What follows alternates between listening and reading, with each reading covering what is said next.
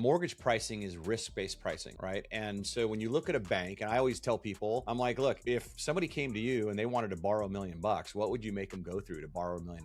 What would your list look like? And then what would you charge them? Like, how much return would you want on your money, and how much money would you make them put down, right? So that if they don't pay you back, like, what do you get? So, I mean, you can really simplify down the concept of borrowing. And really, if more people just thought about like, okay, well, they'd get way less frustrated with what I asked for on their loan if I was like, well, what if it was your money, right? Because at the end of the day, like, if you don't pay me back, banks are not in the business of taking back houses. They don't want to be landlords. They don't want to take rent. They're in the business of collecting payments. So as far as it relates to pricing, risk impacts your pricing. So the amount of money you put down, if you put 5% down versus 10% down versus 15% down, okay, that's the less you put down, the more risk. Your FICO score, right? So look, your credit score, if your credit score is 780, you've made every payment on time, you are lower risk than somebody who's at a 620 and they've missed a mortgage payment in the past and they've got, 3 or 4 different lates on their credit report. More risk, higher price.